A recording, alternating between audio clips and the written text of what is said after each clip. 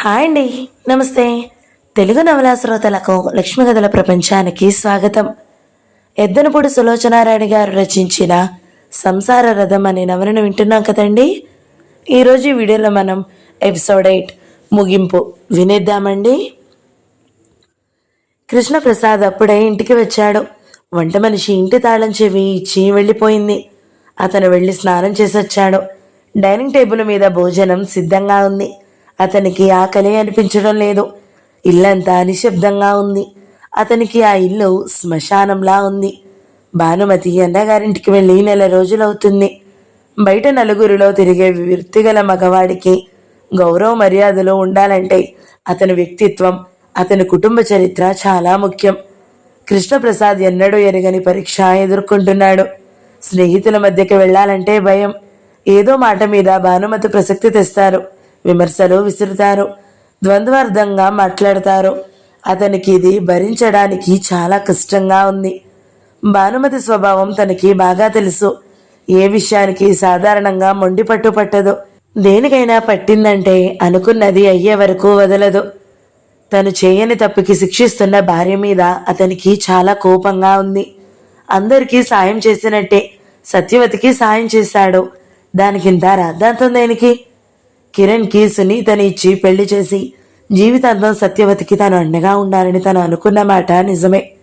కానీ ఆ కోరికలో అంత విపరీతమైనది ఏముందో అతనికి అర్థం కావడం లేదు. ఇన్నాళ్ళు సంసార జీవితం తర్వాత భానుమతి తనని ఇలా శంకించడం అతనికి చాలా అవమానంగా ఉంది. తన కాస్త సీరియస్గా ఉంటే భానుమతి క్షమార్పణ చెప్పుకుంటుందని ఆశపడితే అది మరో ఉరితాడయ్యింది. మధ్యలో సునీత నలిగిపోతుంది. అతనికి సునీత వాడిపోయిన ముఖం గుర్తుకు వస్తే భానుమతిని ఈడ్చి ఎడాపెడా కొట్టాలన్నంత కోపం వస్తుంది. తను ఇప్పుడు రాజీ పడితే భానుమతి ఆరోపణ అంతా ఒప్పుకున్నట్టే అవుతుంది. చేయని తప్పుకి తల వంచడం అతని స్వభావంలోనే లేదు. ఇది ఇలాగే సాగరిస్తే చివరికి ఏ విషమ పరిస్థితికి దారితీస్తుందో. కృష్ణప్రసాద్ టేబుల్ మీద మోచేతులు ఆనించి జుట్టులోకి కుడి చేతి వెళ్ళిపోనిచ్చి దీర్ఘాలోచనలో మునిగినట్టుగా కూర్చుని ఉన్నాడు. ఇంతలో ఎవరో లోపలికి వచ్చినట్టుగా లిఖిడయింది. అతను తలెత్తి చూశాడు. ఎదురుగా కిరణ్ నిలబడి ఉన్నాడు. నువ్వా కిరణ్? ఏమిటి ఇలా వచ్చావు? రా కూర్చో అన్నాడు. కిరణ్ కూర్చోలేదు, అలాగే చూస్తున్నాడు. ఆ చూపులు క్రూరంగా హత్య చేయడానికి సిద్ధమైన మనిషిలాగా ఉన్నాయి. పిడికిళ్ళు బిగుసున్నాయి. ఏమిటి కిరణ్? అతని స్థితిని గమనిస్తూ అన్నాడు కృష్ణప్రసాద్. ఒక మాట చెప్పండి. ఏమిటది? మమ్మల్ని మీరు ఎందుకింత మోసం చేశారు? అదేం ప్రశ్న? ఉలిక్కి పడ్డట్లుగా అడిగాడు. ఈ ప్రశ్న మీద ఈరోజు మా భవిష్యత్ అంతా ఆధారపడి ఉంది. చెప్పండి, మమ్మల్ని సహాయం పేరుతో ఎందుకింత మోసం చేశారు? మీరు కావాలనుకుంటే ఈ ప్రపంచంలో మా అమ్మ తప్ప ఇంకే అడది దొరకలేదా? కిరణ్, ఏమిటా వాగుడు? కృష్ణప్రసాద్ కుర్చీలో నుంచి లేచాడు. మా అమ్మ మీద కోరికతో ఈ వలలన్నీ వేస్తున్నారు. కానీ ఈ వలలోకి నన్ను ఎందుకు ఇచ్చారు? నాకు సునీతకి పెళ్ళన్నారు. మా మధ్య లేనిపోని ఆకర్షణ కలిగించారు. ఆంటీని కళ్ళున్న గుడ్డిదాన్ని చేద్దామని అనుకున్నారు. కానీ ఆంటీ తెలివిగలది అవడం వల్ల మీ ఆటలు సాగనీయలేదు. మీ స్వార్థానికి నన్ను సునీతని బలి చేశారు. కిరణ్, నువ్వేం మాట్లాడుతున్నావో నీకు తెలీదు. నాకంతా తెలుసు. మీరు మా మీద జాలితో మమ్మల్ని ఇక్కడికి తీసుకురాలేదు. మా అమ్మని మీ చేతికి అందేటంత అందుబాటులో ఉంటుందని. నోర్మోయ్, ఇక్కడి నుంచి వెళ్ళు. వెళ్ళను. వెళ్ళడానికి రాలేదు. నేను ఈరోజు మీ కళ్ళు తెరిపించడానికి, మీకు బుద్ధి చెప్పడానికి వచ్చాను. కిరణ్ అతని మీదకి కలబడ్డాడు. కృష్ణప్రసాద్ నిర్ఘాంతపోయాడు. తనని తాను రక్షించుకోవడానికైనా కిరణ్ని ఎదురు తిరిగి కొట్టాల్సి వచ్చింది. కిరణ్ బలానికి అతను ఆశ్చర్యపోయాడు. చివరికి కృష్ణప్రసాద్దే పైచేయి అయింది. అతన్ని బలవంతంగా భుజాలు పట్టి సోఫాలో కూలేశాడు. కిరణ్ ఇక కదిలే ఓపిక లేకపోవడం వల్ల అలాగే కూర్చుండిపోయాడు. కృష్ణప్రసాద్ లేచి బట్టలు మార్చుకుని వచ్చాడు. కారు తాళాలు తీసుకున్నాడు. కిరణ్ రెక్క పట్టుకుని తీసుకుని వచ్చి కారులో కోలేశాడు. అతన్ని తీసుకుని వచ్చి ఇంటి దగ్గర దింపాడు. కృష్ణప్రసాద్ కారు చూడగానే సంతోషంగా పరిగెత్తుకుని వచ్చిన సత్యవతి అందులో నుంచి దిగుతున్న కొడుకుని చూసి ఆగిపోయింది. ఏమైంది? అంది ఆద్రతగా. నీ కొడుకు ఈ మధ్య ప్రయోజకుడయ్యాడు. అందరికీ అది తెలుపుకుంటున్నాడు. లోపలికి తీసుకెళ్లి కాస్త కాపు పెట్టు అనేసి గిరుక్కున కారు వెనక్కి తిప్పుకుని వెళ్ళిపోయాడు. సత్యవతి కొడుకు రెక్క పట్టుకుని ఇంట్లోకి తీసుకుని వచ్చింది. మంచం మీద పడుకోబెట్టి స్టవ్ వెలిగించి వేడినీళ్లు పెట్టడానికి లోపలికి వెళ్ళింది. కిరణ్ మంచం మీద బోర్లా పడుకున్నాడు. ఎదురుగా అతనికి గోడ మీద సునీత ఫోటో కనిపిస్తుంది. ఫోటోలో నుంచి సునీత, ఆ తల్లికి తగ్గ కొడుకువే, ఐ హేట్ యు అని ఆవేశంగా అనడం కనిపిస్తుంది. అతను కన్నార్పకుండా ఆ ఫోటోని చూస్తున్నాడు. సత్యవతి వేణీళ్లు తీసుకుని కొడుకు గదిలోకి వచ్చింది. కిరణ్ మంచం మీద బోర్లా పడుకుని చలనం లేనట్లుగా ఉన్నాడు. కిరణ్ భుజం మీద చెయ్యి వేసి పిలిచింది. కిరణ్ చెయ్యి సత్యవతి ఊహించుకోలేనంతగా వేగంగా వచ్చి భుజం మీద ఆనిన తల్లి చేతిని తోసేసింది. ఆ లాగేయడం పురుగిన అసహ్యంతో విదిలించినంత తీవ్రంగా ఉంది. ఏమిట్రా, ఏమైంది? సమాధానంగా కిరణ్ లేచి కూర్చున్నాడు. ఎదురుగా వేణీళ్ల గిన్నె పెట్టిన స్టూల్ని ఒక్క తన్ను తన్నాడు. పక్క మీద దిండుని లాగి నేల మీద విసిరికొట్టాడు. సత్యవతి అతని కోపానికి విస్తుపోయినట్టుగా చూస్తూ, ఏమైంది అసలు అంది. ఏమైందా? నువ్వంటే నాకు అసహ్యం, పో అవతలికి పో. కంఠం దగ్గర నరాలు ఉబ్బేంత గట్టిగా అరిచాడు. సత్యవతి అతని వాలకం చూసి భయపడిపోయింది. కిరణ్ కళ్ళు హత్య చేయడానికి తెగించిన మనిషిలా ఎర్రగా క్రూరంగా ఉన్నాయి. గుప్పిళ్ళు బిగబట్టి మంచం మీద నుంచి లేచి తల్లి వైపు చూస్తూ అన్నాడు, ఎలాంటి పరిస్థితుల్లో మనం ఈ ఊరొచ్చా? నువ్వు మర్చిపోయావా? నాకు ఉద్యోగం లేదు, ఉండడానికి ఇల్లు లేదు, తినటానికి తిండి లేదు. ఆ పరిస్థితుల్లో ఆంటీ మనకి నీడనిస్తే నువ్వేం చేస్తావు? ఆ ఇంటిని తగలబెట్టావు. అంకుల్ని నీ వలలో వేసుకుని ఆంటీ చావడానికి సిద్ధమయ్యే దిగులు పుట్టించావు. నీకు సిగ్గుందా? ఇలాంటి నీచపు పని చేసేదానివి నాకు సునీతకి పెళ్లి అంటూ ఎందుకు ప్రోత్సహించావు? ఆయనకి సిగ్గు లేకపోతే నీకెలా లేకపోయింది? ఆంటీ నీకు పాలు పోస్తే నువ్వు విషం కక్కావు. సునీత ముందు తలెత్తుకోలేకుండా చేశావు. ఛీ, ఈ ఊరు నేను అసలు ఎందుకు వచ్చానురా భగవంతుడా అని ఏడుస్తున్నాను. తల్లిని కొట్టలేక తలుపు మీద గుద్దాడు. సత్యవతి ముఖం వెలవెలబోయింది. కిరణ్ అసహించుకుంటున్నట్టుగా చూస్తూ అన్నాడు, నువ్వు మనిషివేనా?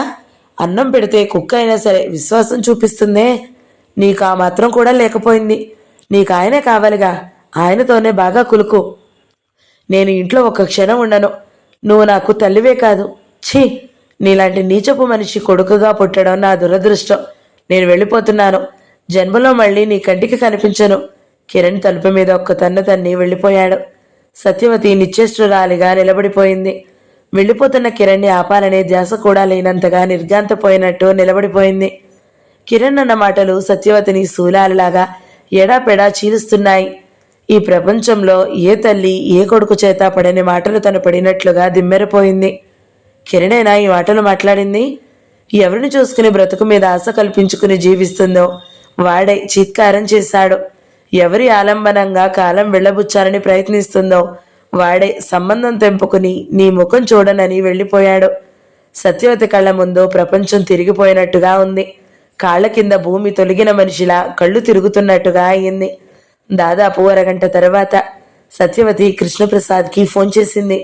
లేరమ్మా, అమ్మగారికి చాలా సుస్తుగా ఉందని ఫోన్ వస్తే ఇప్పుడే అర్జెంటుగా వెళ్లారు అని పని మనిషి చెప్పాడు. సత్యవతి కాళ్ళిడ్చుకుంటూ నడిచినంత భారంగా ఫోన్ పెట్టేసి తిరిగి వచ్చింది.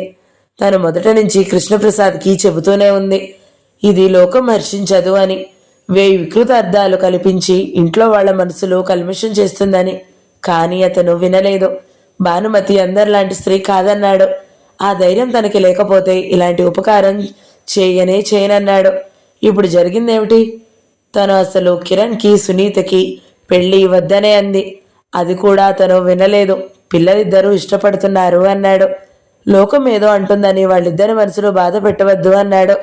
అదీగాక తమకి మగపిల్లవాడు లేని లోటు కిరణ్ ద్వారా తీరాలని అన్నాడు. ఇప్పుడు జరిగిందేమిటి? మొదటికే మోసం వచ్చింది. కృష్ణప్రసాద్ చాకచక్యంగా కట్టబోయే ఈ ఆశా సౌధం మొదట్లోకే కూలిపోయే ప్రమాదం వచ్చింది. కిరణ్ ఇన్ని మాటలు అన్న తర్వాత తను ఎప్పటిలా వాడితో మెలగడం కూడా అసంభవమే. సత్యవతి స్త్రీ మనసు రాజీ పడబోయినా తల్లి మనసు బాగా గాయపడింది, రోషపడుతుంది. వాడికేం తెలుస్తుంది తన బాధ? తన పడిన ఒంటరితనం, మనసు కలవని భర్తతో కాపురంతో వ్యధ, ఇవన్నీ వాడికేం అర్థమవుతాయి? సునీతకి భానుమతికి బాధ కలిగిందని విలువెల్లాడిపోతున్నాడే, కానీ తల్లి ఎంత క్షోభపడుతుందో కాస్త కూడా ఆలోచించలేదు. అసలైన మగాడిలా ఆలోచించాడు. ఆ స్వార్థం వాళ్ళ రక్తంలోనే ఉందేమో. ఆ క్షణంలో సత్యవతికి కిరణ్ కూడా ప్రపంచంలో ఏకమై తనని వేలెత్తి చూపెట్టి దూషిస్తున్నట్లుగా అనిపించింది. సత్యవతి జీవితంలో ఏనాడు ఎరగనంత ఒంటరితనంగా, అది చాలా భయంకరంగా అనిపించసాగింది. భానుమతి హాస్పిటల్లో బెడ్ మీద ఉంది. డాక్టర్లు హడావిడిగా తిరుగుతున్నారు, రక్తం ఎక్కిస్తున్నారు, ఏవేవో ఇంజెక్షన్లు ఇస్తున్నారు. హాస్పిటల్లో చేర్చిన గంట తర్వాత భానుమతికి స్పృహ వచ్చింది. కళ్ళు తెరిచి చూసేసరికి ఎదురుగా సునీత ముఖం కనిపించింది. సునీ చీకటిలో తడుముకుంటున్న మనిషిలా చెయ్యెత్తి నీరసంగా పిలిచింది. మమ్మీ, నా దగ్గరే ఉన్నావా అమ్మా? ఇంకెక్కడుంటాను మమ్మీ. లోతుకుపోయిన భానుమతి కళ్ళల్లో నీళ్లు తిరిగాయి. మీ నాన్నలాగా నువ్వు కూడా నన్ను వదిలేసావని అనుకున్నాను అమ్మా. సునీత తల్లి మెడలో ముఖం దాచుకుంది. సునీత ఏడుపు ఎంత ఆపుకుందామనుకున్నా ఉధృతంగా వచ్చేసింది. ప్లీజ్, నర్సు సునీతని వారించింది. రక్తం ఎక్కిస్తున్న భానుమతి చేయి కదలకుండా నొక్కిపెట్టింది. సునీత లేచుకొచ్చిని పైట కొంగుతో కళ్ళు గట్టిగా ఒత్తుకుంది. సునీ, భానుమతి చేయి చాపింది. సునీత తన చేతిని తల్లి చేతిలో ఉంచి మరో చేత్తో గట్టిగా పట్టుకుంది. నేను పోయిన తర్వాత నువ్వు కిరణ్ని పెళ్లి చేసుకో. నా పెళ్లి సంగతి ఇప్పుడెందుకు? నువ్వు విశ్రాంతి తీసుకో. నీకిష్టమైన అబ్బాయిని ఇచ్చి చేసి నువ్వు ఆనందంగా ఉంటే చూసి మురిసిపోవాలని ఎంత అనుకున్నానో. అంతకి 1000 రెట్లు నిన్ను బాధ పెట్టాను. నాకేం బాధలేదు. ప్లీజ్, నువ్వు రెస్ట్ తీసుకో. మా మమ్మీ మంచిది కదూ. ఈసారి స్ప్రో పోతే ఇక మేల్కో రాదేమోననిపిస్తుంది. అదే భయం వేస్తుంది. నీకు తగ్గుతుంది మమ్మీ. నేనెవరి కోసం బ్రతకాలి? సునీత తల్లి కళ్ళ వెంట కారుతున్న నీటిని తొడవసాగింది. నా కోసం మమ్మీ. నాకు నువ్వు, నీకు నేను. డాడీ మన నుంచి వెళ్ళిపోయినా పర్వాలేదు. భానుమతి కళ్ళు ప్రేమగా తుడుస్తున్న కూతురు చేయి పట్టుకుంది. శుష్కించిన ఆ ముఖంలో చిరునవ్వు కదిలింది. నాకు మగపిల్లాడు లేడు అనే లోటు లేకుండా చేశావు సునీ. నీ మాటలు నాకెంతో హాయిగా ఉన్నాయి. నువ్వు మాట్లాడకూడదు, రెస్ట్ తీసుకోవాలి. భానుమతి అన్నగారు మందలిస్తున్నట్లుగా అన్నారు. నేను కూడా అదే చెబుతున్నాను. నర్స్ బయటికి వెళ్ళింది. అన్నయ్య, విల్లు రాయించాను. సునీత ఇష్టం ఎలా ఉంటే అలా చెయ్యి. దానికి నువ్వు తప్ప ఎవ్వరూ లేరు. ఇంతలో గదిలోకి ఎవరో వచ్చారు. సునీత తల తిప్పి చూసింది. భానుమతి కళ్ళు కూడా అటువైపే మళ్ళినాయి. గుమ్మంలో కృష్ణప్రసాద్ నిలబడి ఉన్నాడు. అతని ముఖం అలసటగా ఉంది. నీట్గా ఉండే క్రాఫు చెదిరి ఉంది. కళ్లల్లో ఆందోళన, వ్యధ స్పష్టంగా కనిపిస్తున్నాయి.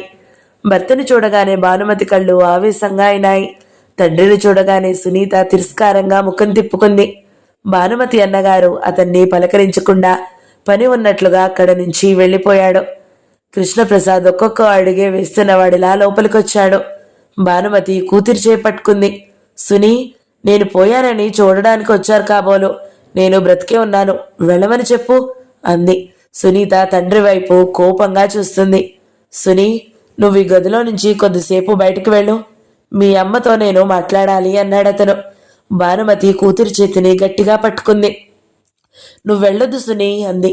సునీ, వెళ్ళు ప్లీజ్, కృష్ణప్రసాద్ అర్థించాడు. సునీత తల్లిదండ్రులిద్దరి వైపు మార్చి మార్చి చూస్తుంది. డాక్టర్ మమ్మీకి రెస్ట్ కావాలని అన్నారు అంది. నాకు తెలుసు, నేను డాక్టర్తో మాట్లాడే వచ్చాను. నువ్వు ఒక్క నిమిషం వెళ్ళు. కానీ సునీత తల్లి వైపే సందేహంగా చూసింది. కృష్ణప్రసాద్ ఒక్కసారిగా కూతురు రెక్కపట్టి లాగి లేవదీశాడు. జబ్బ గట్టిగా పట్టుకుని బయటకు తోసి తలుపులు వేసి మంచం దగ్గరకు తిరిగి వచ్చాడు. భానుమతి ఆయాసపడుతున్నట్టుగా బరువుగా ఊపిరి పీలుస్తుంది. భాను, నేనడిగే ఒక్క మాటకి జవాబు చెప్పు. నేను చేసిన పాపం ఏమిటి? భానుమతి ముఖం తిప్పుకుని ఎటో చూడసాగింది. కృష్ణప్రసాద్ అంత క్రితం సునీత కూర్చున్న కుర్చీలో కూర్చుని ఉన్నాడు. సత్యవతికి సాయం చేయడమేగా. ఆ విషయం నిన్ను అంత బాధ పెడుతుందని అనుకోలేదు. నేను ఒక మనిషికి మంచి మనసుతో సహాయం పడుతుంటే నువ్వు ఈర్చపడతావని అనుకోలేదు. నువ్వు నేనెరిగిన భానుమతివి కావు. భానుమతి రోషంగా చూసింది. అవును, పరాయి స్త్రీతో భర్త నీకు నేనున్నాను, నువ్వేం దిగులు పడకు అంటూ కన్నీళ్లు తుడిచి చెబుతుంటే ఈర్ష్యపడని భార్య కూడా ఒక భార్యేనా? భాను, ఆ రోజు నేను అన్నయ్య వాళ్ళ ఇంటి నుంచి వచ్చేసరికి మీరు ఆవిడని ఓదార్చడం లేదు. ఆవిడ బుడిబుడి రాగాలు తీస్తుంటే మీరు సునీతకి కిరణ్కి పెళ్లి చేస్తే లోకం కూడా మనల్ని గురించి ఏమీ అనుకోదు అని చెప్పలేదు. మీరు మాట మాత్రంగానైనా ఆవిడని మీరు పెళ్లి చేసుకోవాలని అనుకున్న విషయం నాకు చెప్పారా? స్నేహితుడు భార్య అంటూ నన్ను మోసం చేసి ఇంట్లో తెచ్చిపెట్టారు. నేను లేనప్పుడు వంట మనిషిని పంపి ఆవిడ చేత వండించుకుని తిన్నారు. నా చీరలు ఆవిడకి కట్టుకోమని ఇచ్చారు. ఇవన్నీ నా గుండెల్లో గుణపాలగా గుచ్చుకుంటున్నాయి. కృష్ణప్రసాద్ భానుమతిని తదేకంగా చూశాడు. చివరికి వ్యధ నిండిన స్వరంతో అన్నాడు, భాను, ఇన్నేళ్ల సంసారంలో నా వ్యక్తిత్వం మీద నీకు నమ్మకం కలగడం లేదంటే నాకు చాలా సిగ్గుచేటుగా ఉంది. నువ్విలా నన్ను శంకించడమే నాకు తీరని అవమానంగా ఉంది. నీ పొరపాటు నువ్వే తెలుసుకుని నా దగ్గరికి తిరిగి వస్తావని అనుకున్నాను. కానీ అలా అనుకోవడం నా పొరపాటని నాకిప్పుడు తెలుస్తుంది. నువ్వు ఒక్క మాట చెప్పు. మన పెళ్లి అయినప్పటి నుండి నువ్వు నన్ను గమనిస్తున్నావు. ఏనాడైనా పరిస్థితి పట్ల వ్యామోహంగా నేను చూడడం గాని మాట్లాడడం గాని నువ్వు చూసావా? సత్యవతికి నేను సహాయం చేయడంలో కొంత హద్దు మీరానని నేను ఒప్పుకుంటాను. సత్యవతి పట్ల నేను అభిమానం చూపడం అపరాధం ఏమీ కాదే. సత్యవతి నేను పెళ్లి చేసుకోవాలని అనుకున్నాము. పెళ్ళంటే ఏమిటో తెలియని కుర్రతనపు రోజులవి. ఆ వయసులో నేనే కాదు, ఏ మగపిల్లవాడైనా కంటికి కాస్త అందంగా కనిపించిన పిల్లని పెళ్లి చేసుకోవాలని ఉబరాట పడతాడు. జీవితం మా మార్గాలు వేరైనట్టు మమ్మల్ని విడదీసింది. తరువాత నేను నిన్ను పెళ్లి చేసుకున్నాను. నువ్వు నా భార్యగా నా జీవితంలోకి వచ్చిన తరువాత నాకు ఇంకే స్త్రీ గుర్తులేదు. మరో స్త్రీ పట్ల వ్యామోహము కలగలేదు. సత్యవతి గురించి నేను దాదాపుగా మర్చిపోయాను. మళ్ళీ కొన్ని సంవత్సరాల తర్వాత మేము అనుకోకుండా కలుసుకున్నాము. అప్పుడు మా ఇద్దరి పరిస్థితులు చాలా మారాయి. నేను ఎంతో ఆనందంగా తృప్తిగా సాటివారిలో ఉన్నంతగా ఉన్నాను. సత్యవతి నాకు పూర్తిగా విరుద్ధంగా ఉంది. భర్త అనారోగ్యం, తీర్చలేని అప్పులు, చెప్పిన మాట వినని కొడుకు, వీటితో ఆమె జీవితంలో దిగులు దుఃఖం తప్ప నాకింకేం కనిపించలేదు. నాకు సత్యవతిని చూస్తే చాలా జాలి కలిగింది. ఆమెకు సహాయం చేయాలని అనిపించింది. ఆ స్థితిలో సత్యవతే కాదు, నా స్నేహితులు మరెవరైనా, అతను మగవాడైనా సరే నేను ఇంత సాయం చేసి చెయ్యూత ఇచ్చుండేవాడినే. సత్యవతి స్త్రీ కాబట్టి మీరంతా నా మంచితనాన్ని వికృతంగా చిత్రించారు, నా వ్యక్తిత్వాన్ని కించపరిచారు. సత్యవతికి నేను సహాయం చేస్తే ఒకరికి సంజాయిషి ఇవ్వాల్సిన అవసరం నాకేమిటి అనే రోషం తెప్పించారు. అందరితో పాటు నువ్వు ఏకం కావడం నాకు చాలా బాధగా ఉంది. నేను నిన్ను ఎంత ప్రేమించానో నీకు తెలియదా? నీ పట్ల నాకున్న ఆకర్షణ, నీ వ్యక్తిత్వానికి మించిన వాళ్ళెవరూ నాకు కనిపించలేదు. నేను పెళ్ళీడు వచ్చిన పిల్లకి తండ్రిని. నాకు ఆ మాత్రం బాధ్యత లేదా? నువ్వు నన్ను అనుమానించడం అనేది నాకు చాలా అవమానంగా అనిపిస్తుంది. భానుమతి అతన్ని రెప్పవాల్చకుండా చూస్తుంది. నువ్వు ఊరిలో లేనప్పుడు సత్యవతి చిరిగిన చీర కట్టుకుంటే చూడలేక బీరువా తీర్చి నీ చీర తీసుకోమని నేనే చెప్పాను. మొదటి నుంచి నా మనసులో కరుణ ఉంది. ఈరోజు దానికి మీరు కొత్త అర్థం ఎందుకు వెతకాలి? సత్యవతిని పెళ్లి చేసుకోవాలనుకున్న విషయం నీకు చెప్పాలని కూడా నాకు అనిపించలేదు. నా మనసులోనే దానికి ప్రాధాన్యత లేనప్పుడు నీకెందుకు చెప్పాలి? చెబితే కలవరపడతావని అనుకున్నాను. కానీ చెప్పకపోవడం వలనే ఇంత రభస అయిందేమోనని ఇప్పుడు అనిపిస్తుంది. మనకి సునీత వక్కత్తి. సునీతకి భర్తగా రాబోయే వ్యక్తి మనకి కొడుకు లేని లోటు తీర్చాలి. సత్యవతికి సాయం చేసినట్టు ఉంటుంది. ఇటు మనకి అనుకున్న కోరికే నెరవేరుతుందని అనుకున్నాను. కొడుకు పెళ్ళైతే సత్యవతి ఒంటరిదాన్ని అవుతానేమోనని భయపడుతుంటే, నాకెవరున్నారు అని బేలపడుతుంటే నేను ధైర్యం చెప్పిన మాట నిజమే. భానుమతి అతన్ని రెప్పవాల్చకుండా చూస్తూనే ఉంది. కృష్ణప్రసాద్ లేచాడు. భాను, అనేక కారణాలుగా నా మనసు ఇవాళ ఎంతో కలతగా ఉంది. ఇంటికి రాగానే నిన్ను హాస్పిటల్లో చేర్పించినట్టు ఫోన్ వచ్చిందని చెప్పారు. సరాసరి వచ్చేసాను. భాను, నేను నిన్ను క్షమాపణ కోరడానికి రాలేదు. నేను చేసిన తప్పేమిటో నువ్వు చెబితే దానికి నేను సంజాయిషి ఇచ్చుకుంటాను. నిన్ను నేను అవమానించినది ఏదైనా ఉంటే చెప్పు. నిజంగా క్షమాపణ అడుగుతాను. సిగ్గుపడను. నేను నిన్ను కించపరిచిన విషయం ఏదీ చేయలేదు, చెయ్యను. నువ్వే ఆలోచించుకో. ఈ అనారోగ్యం ఇలాగే పెంచుకుని లోకం దృష్టిలో నన్ను మరింత నీచుడుగా చిత్రిస్తావో, లేక నన్ను ఇప్పటికైనా అర్థం చేసుకుని తిరిగి వస్తావో. నేను ఈ గదిలో అడుగు పెట్టగానే సునీత నా వైపు ఎంత తిరస్కారంగా చూసింది. చాలు, నా కడుపు నిండిపోయింది. చివరికి నా కన్నబిడ్డ దృష్టిలో కూడా నేనంత దిగజారిపోయాను. నా వేలితోనే నా కంట్లో పొడిచినట్టు చేశావు. పిల్లల చేత తిరస్కరింపబడడం కంటే తండ్రికి ఇంకో భయంకరమైన అవమానం ఏదీ ఉండదనుకుంటాను. తండ్రిని అయినందుకు నా జన్మ తరించింది. వస్తాను. కృష్ణప్రసాద్ చివరి మాటలు అంటుంటే అతని కంఠం వణికింది. అతను తల తిప్పుకుని వడివడిగా వెళ్లబోయాడు. ఏమండి? భానుమతి నీరసంగా పిలిచింది. అతను తిరిగి చూశాడు. భానుమతి దుర్బలంగా ఉన్న చేయి చాచింది. ఏమిటి? దూరంగా నిలబడి అడిగాడు. ఒకసారి దగ్గరకు రండి. అతను దగ్గరకు వచ్చాడు. నన్ను నన్ను మీ వెంట తీసుకుని వెళ్ళండి. భాను, నన్ను క్షమించండి. నాకు నాకు నిజంగా మీరు అర్థం కాలేదు. భానుమతి లేవబోయింది. భానుమతి కళ్ళల్లో కనిపించిన దీనత్వం ఏమిటో గాని అతను హఠాత్తుగా మంచం మీద కూలబడ్డాడు. లేవకు, వారిస్తూ భుజాలు పట్టి ఆపుచేశాడు. భానుమతి తల హఠాత్తుగా తన గుండెలకు ఆనించింది. నన్ను క్షమించండి. మీకు తగిన భారీగా ప్రవర్తించలేనందుకు నాకు నిజంగా చాలా సిగ్గుగా ఉంది. నాకేమిటో భయం వేసింది. నా నుంచి మీరు దూరం అయిపోతారేమో అనుకున్నాను. భానుమతికి ఏడుపు వచ్చేసింది. అతని కళ్ళల్లో కూడా నీళ్లు తిరిగాయి. ఈ నరకం ఇక నాకు చాలు భాను. ఇక ముందు ఎవరికి ఏ సహాయం చేసినా అది ముందు నీకు స్పష్టంగా తెలియజెప్పి చేస్తాను. ఈసారికి నేను చేసిన ఈ పొరపాటికి నన్ను నువ్వు కూడా క్షమించు. నర్స్ గబాల్న తలుపు తోసుకుని లోపలికి వచ్చింది. వాట్ సార్, ఆ నీడిల్ చూడండి ఎలా కదిలిపోయిందో. మీరు కూడా ఇలా చేస్తే ఎలా? ఆమెకి రెస్ట్ కావాలి. కృష్ణప్రసాద్ భానుమతిని మెల్లగా వదిలేశాడు. భానుమతి వెనక్కి ఆనుకుని పడుకుంది. నర్స్ నిడిల్ సరిచేసింది. సునీత జంకుగా చూస్తూ గదిలోకి వచ్చింది. గదిలో దృశ్యం చూడగానే సునీత కళ్ళు పెద్దవైనాయి. కృష్ణప్రసాద్ కుర్చీలో కూర్చుని ఉన్నాడు. భానుమతి అతని చేయి పట్టుకునుంది. తల్లి ముఖంలో దుఃఖాన్ని కడిగేసిన ఆనందం స్పష్టంగా కనిపిస్తుంది. సునీ, రా, భానుమతి పిలిచింది. సునీత మెల్లగా దగ్గరకొచ్చింది. మీ నాన్న నేను రాజీ పడ్డామంది భానుమతి నవ్వుతో. సునీత నిజమా అన్నట్టు తండ్రి వైపు చూసింది. కృష్ణప్రసాద్ అవును అన్నట్టు కళ్ళతోనే తెలియజేశాడు. నేను మీ అమ్మని క్షమార్పణ కోరాను సునీ అన్నాడు. కాదు కాదు, తప్పు నాదే. నేనే అడిగాను అంది భానుమతి. నేనే అడిగాను, అసలు తప్పు నాది చిన్నపిల్లాడిలా అన్నాడు. సునీత సంతోషం పట్టలేనట్టుగా తల్లి బుగ్గల మీద ముద్దు పెట్టుకుంది. Thank God, thank you daddy అంది స్పష్టంగా.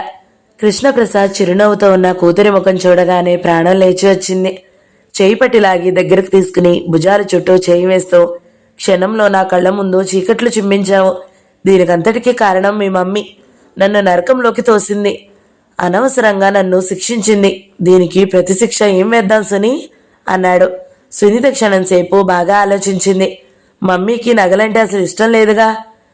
చాలా నగలు చేయించి రోజు తీయకుండా అవి పెట్టుకోమందాం.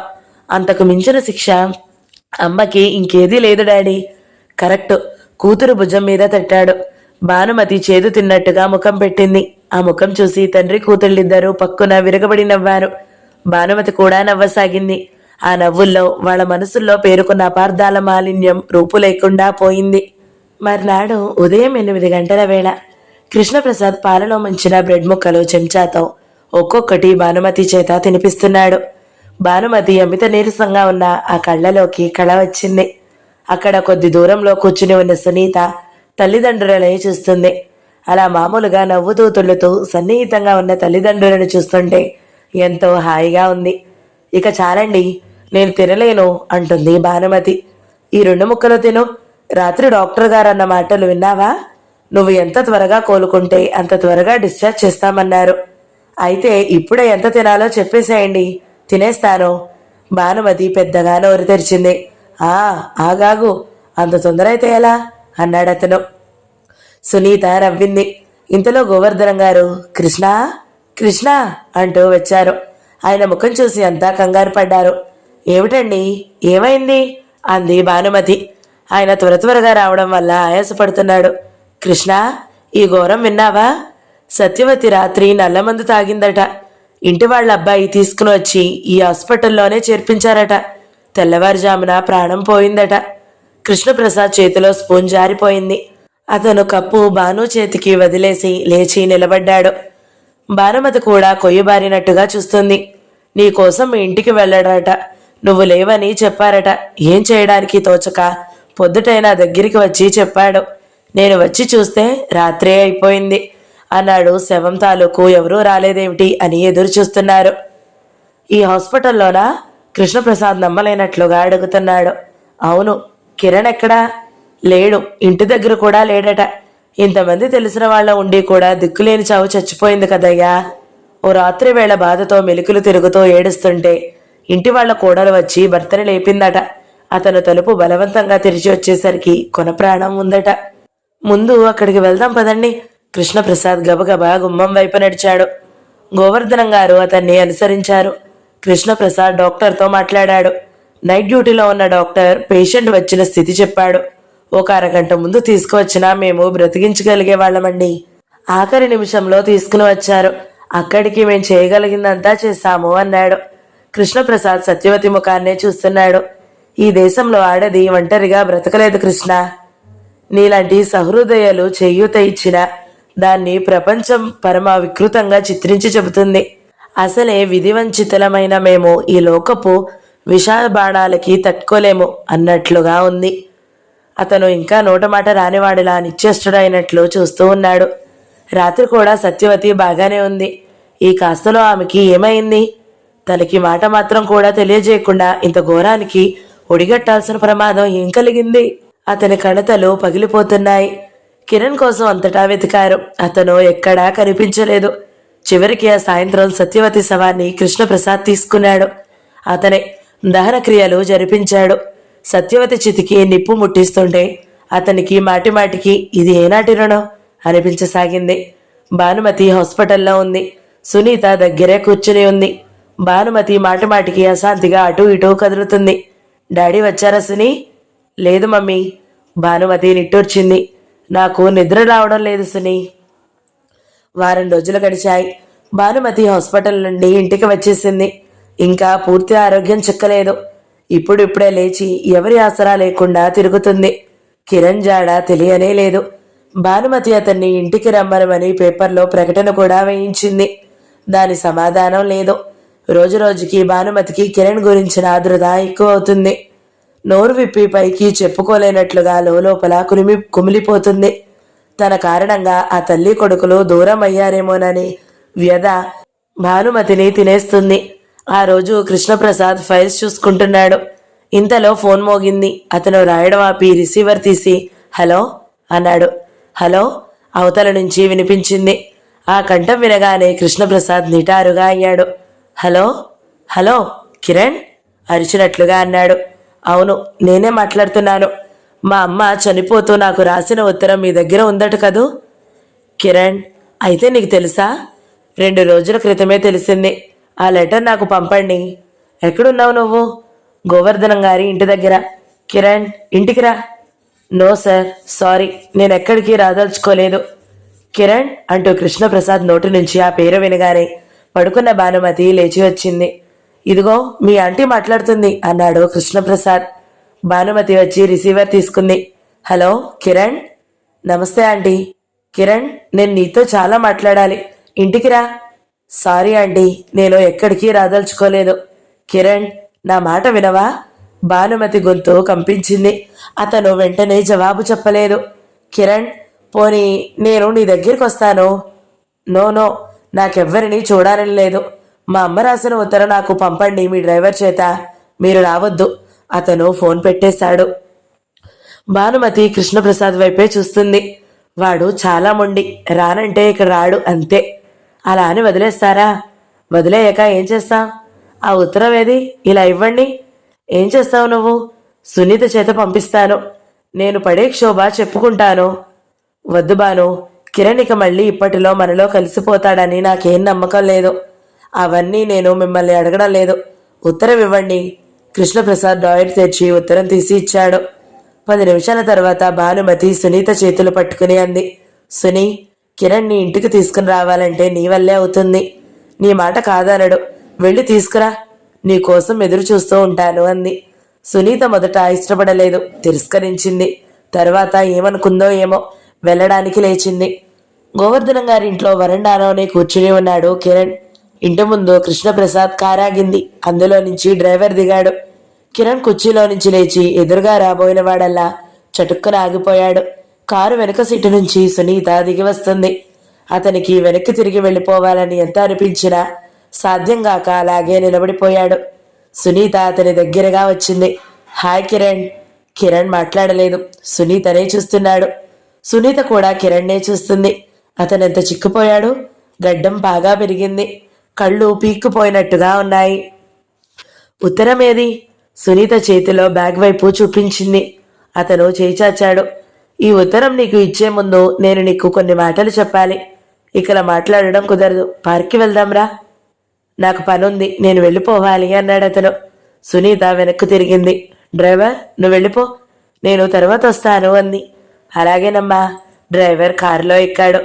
మరుక్షణంలో కారు వెళ్ళిపోయింది. మనం పార్కుకు నడుచుకుంటూ వెళ్దాం, వస్తావా? గోవర్ధనం తాతయ్య ఎక్కడా? బజార్ వెళ్లారు, ఇప్పుడే వస్తానన్నారు. ఆవిడ లోపలున్నట్టుంది, చూస్తే పిలుస్తుంది. త్వరగా వెళ్దాంరా. అతను ఆశ్చర్యంగా చూస్తున్నాడు. సునీత తమ ఇద్దరి మధ్య ఏం జరగనట్లే మామూలుగా మాట్లాడుతుంది. ఇద్దరు పార్కుకొచ్చారు. కిరణ్ నిలబడి ఉన్నాడు. సునీత పచ్చగడ్డిలో కూర్చుంది. ఏం చెప్పదలుచుకున్నావు, త్వరగా చెప్పి ఆ ఉత్తరం ఇచ్చేయి అని అన్నాడు. కిరణ్, నేను నీకు క్షమార్పణ చెప్పడానికి వచ్చాను. ఆ రోజు ఆవేశంలో ఏదేదో అనేశాను. అమ్మ కూడా జరిగిన దానికంతటికీ బాధపడుతుంది. నిన్ను ఇంటికి రమ్మనమని మరీ చెప్పమంది. అతను ముఖం తిప్పుకున్నాడు. నీ క్షమాపణ, మీ అమ్మ బాధ ఇవేవి మా అమ్మని నాకు తిరిగి తీసుకుని రాలేవుగా. మీరైతే నాకు క్షమార్పణ చెప్పేసి నీ మనసు శాంతపరుచుకుంటారు. కానీ నేనెవరికి చెప్పను? ఆ రోజు నేను కూడా మా అమ్మని అనరాని మాటలు అన్నాను. ఆ కోపంలో ఇంట్లో నుంచి వెళ్ళిపోయాను. నాకు ఈ ఊర్లోనే ఉండబుద్ధి కాలేదు. రైలెక్కి సరాసరి బొంబాయి వెళ్ళిపోయాను. 4 రోజులు సుదీర్ఘంగా ఆలోచించాను. నేను చేసినది తప్పనిపించింది. అక్కడ నా స్నేహితుడి ద్వారా ఓ ప్రైవేట్ కంపెనీలో ఉద్యోగం సంపాదించుకున్నాను. ఇక్కడ కంటే జీతం చాలా తక్కువే. అయితేనే అమ్మకి నాకు పొదుపుగా వాడుకుంటే సరిపోతుంది. అంత త్వరగా ఉద్యోగం దొరకడం నా అదృష్టమని సంబరపడ్డాను. అమ్మని పోట్లాడైనా సరే ఈ నిందలకి పోట్లాటలకి దూరంగా తీసుకుని వెళ్లాలని అనుకున్నాను. కానీ ఇక్కడికి వస్తే... కిరణ్ కళ్ళ నిండా నీళ్లు తిరిగాయి. పెదవు బిగబట్టి ముఖం తిప్పుకుని ఎటో చూడసాగాడు. కిరణ్, ఇదంతా మా డాడీదే తప్పు. మమ్మీకి స్పష్టంగా అన్ని విషయాలు చెప్పేయాల్సింది. మా అమ్మ తప్పు కూడా ఉంది సుని. లోకంతో నాకేమిటి పని అనుకుందే గాని లోకంతో సామరస్యం లేకుండా బ్రతకలేమని అనుకోలేదు. అమ్మ మనసు మంచిది కావచ్చు, కానీ ఆవిడ చేసిన ప్రతి పని తప్పు పట్టేటట్లుగానే ఉంది. ఇప్పుడు ఎవరో ఎన్ని అనుకున్నా ఏం ప్రయోజనం లేదు. నాకిప్పుడు కూడా మా అమ్మ మీద చాలా కోపంగానే ఉంది సుని. అతను సునీత వైపు తిరిగాడు. నేను తెలుసో తెలియకో ఏదో వాగానే అనుకో. తను అది అంత సీరియస్గా ఎందుకు తీసుకోవాలి? నన్ను ఏడ్సాపో అన్నట్లు చూడాలి గాని కళ్ళు తుడుచుకుంటూ అన్నాడు. సునీతకి ఆ క్షణంలో అతన్ని చూస్తుంటే చాలా బాధ కలిగింది. తల్లి మరణానికి అతను ఎంత కుమిలిపోతున్నాడో బాగా అర్థమవుతుంది. ఏం రాసింది అందులో అన్నాడతను. తెలీదు, మేమెవరం చూడలేదు. సునీత కవర్ అందించింది. నువ్వు చదువు అన్నాడు. నేనా? అవును. అమ్మకి నాకు మధ్య నీకు తెలియని రహస్యమో ఏదీ ఉండకూడదు. మీ నాన్న గురించిన రహస్యం అందులో ఏదైనా ఉంటే అది నీకు నేను చెప్పకుండానే తెలుస్తుంది. చదువు సుని. సునీత చదవడం ప్రారంభించింది.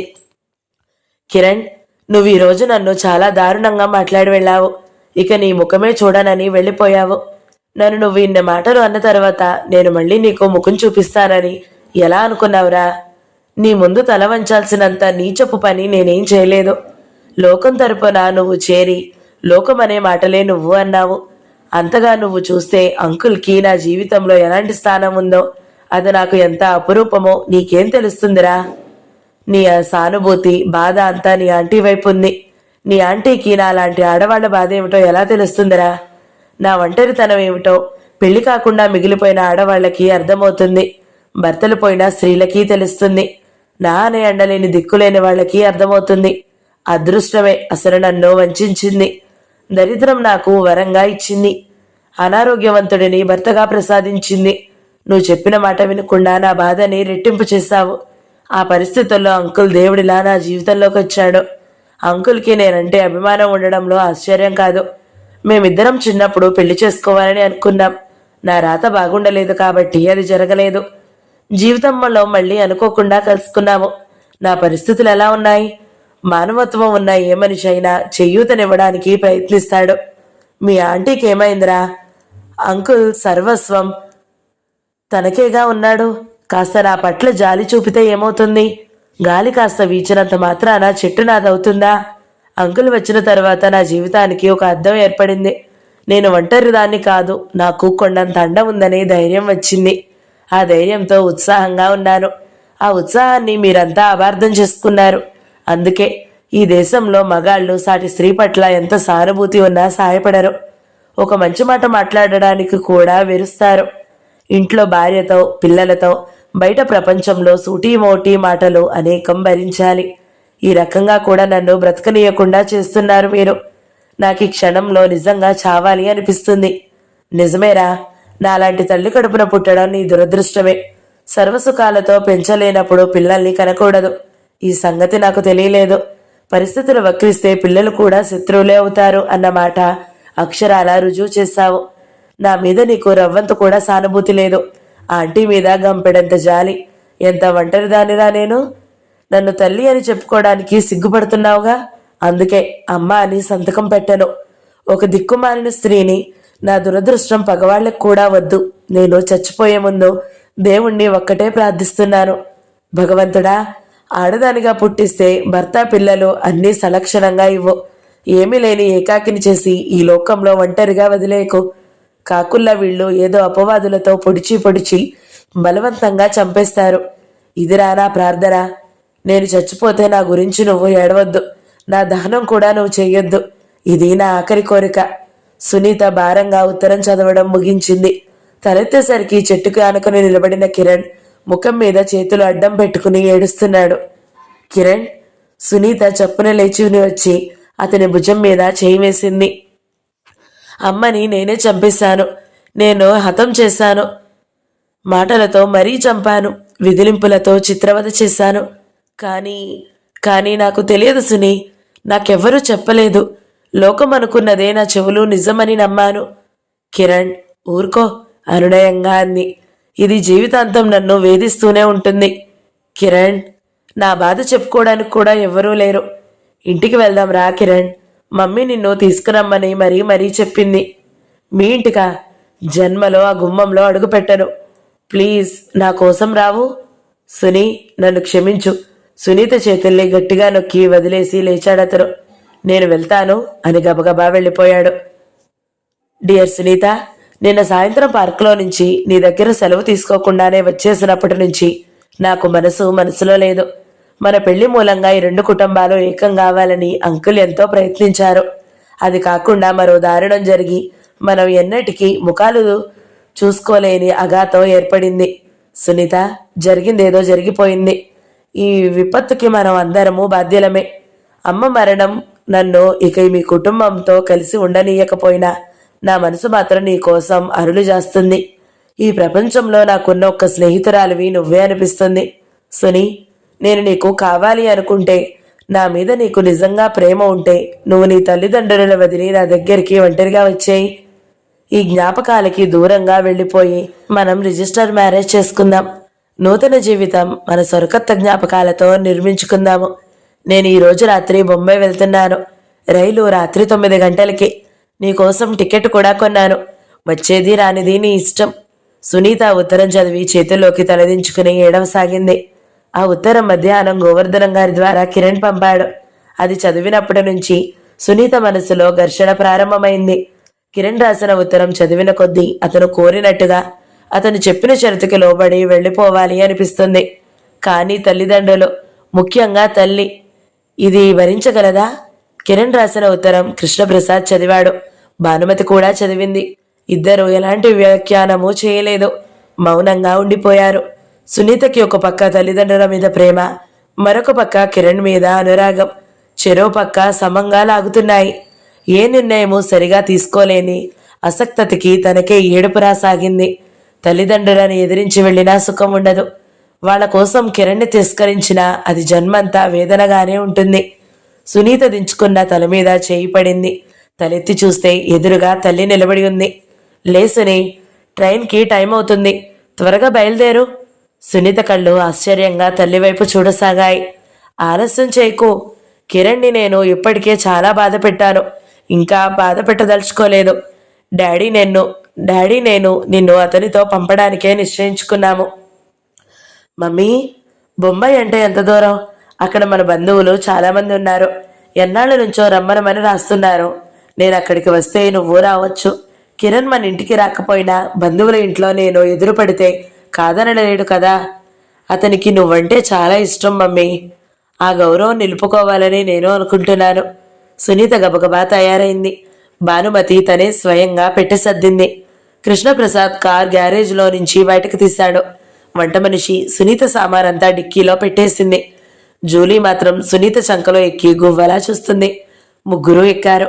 కృష్ణప్రసాద్ కార్ డ్రైవ్ చేస్తున్నాడు. తల్లిదండ్రులిద్దరూ ఇద్దరి మధ్య సునీత కూర్చుని ఉంది. భానుమతి మాటిమాటికి కళ్ళు తుడుచుకుంటుంది.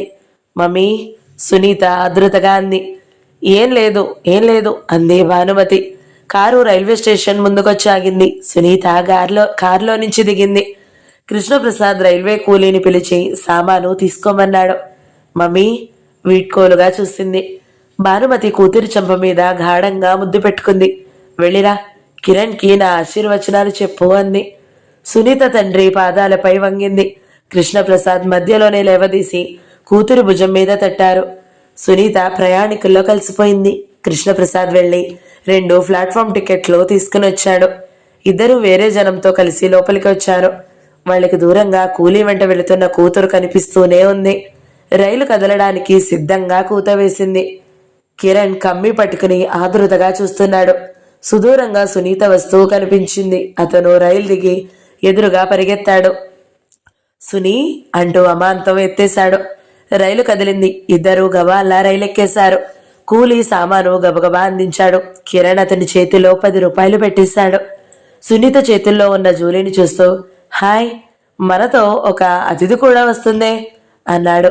జూలీ ఆనందం సమయంలో అతను చాక్లెట్ ఏమైనా ఇస్తాడా అన్నట్టు మూతి నాక్కుని తన కోరిక తెలియజేసింది. నువ్వు వస్తావని అనుకోలేదు అన్నాడు అతను. సునీత నవ్వింది. కిటికీలో నుంచి వంగి జేబురుమలు ఊపింది. ఎవరికి వీడ్కోలు చెబుతున్నావు అనుమానంగా అడిగాడు. స్టేషన్కి నవ్వింది. అతను కూడా నవ్వాడు. తను కూడా జేబు రుమాలు తీసి సునీత చేయి పట్టుకుని జంటగా ఊపాడు. రైలు వెళ్ళిపోవడం కనిపిస్తూనే ఉంది. ప్లాట్ఫామ్ మీద జనం రద్దీ పలచబడిపోయింది. కృష్ణప్రసాద్ నిట్టూర్చాడు. భానుమతి భుజాలు చుట్టూ చేయి వేసి వెళ్ళడానికి వెనక్కి తిప్పాడు.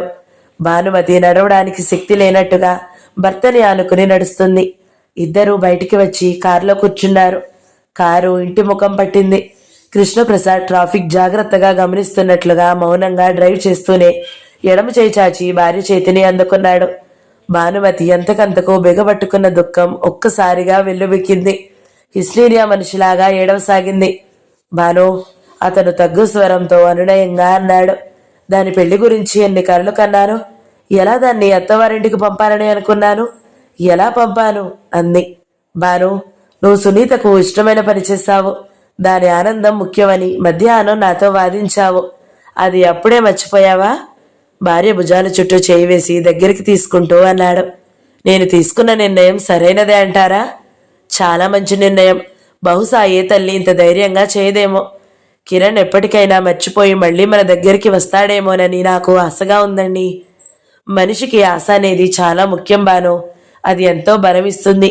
ఆ ఆశతోనే సునీత కూడా ధైర్యంగా మనల్ని విడిచి వెళ్ళగలిగింది అని నా నమ్మకం. నిజంగా అంతే అంటారా? నిజం. నువ్వు చూస్తుండు, అలా జరుగుతుందో జరగదో. ఆ రోజు కోసం చచ్చిపోయే వరకు ఆశతో ఎదురు చూస్తూనే ఉంటారండి అంది భానుమతి భర్త భుజం మీద తల ఆనించుకుంది. క్షణం క్రితం కలిగిన బాధలో నుంచి మనసు ఊరట చెందసాగింది. సంసార రథం నవల సమాప్తం. ఈ వీడియో మీకు నచ్చినట్లయితే లైక్ చేయండి, షేర్ చేయండి, మంచి కమెంట్ పెట్టండి. ఎవరైనా మొదటిసారి మన ఛానల్ని చూస్తున్నట్లయితే సబ్స్క్రైబ్ చేసుకోండి. మరొక మంచి నవలతో మీ ముందుకు వస్తాను. అంతవరకు సెలవు. నమస్తే.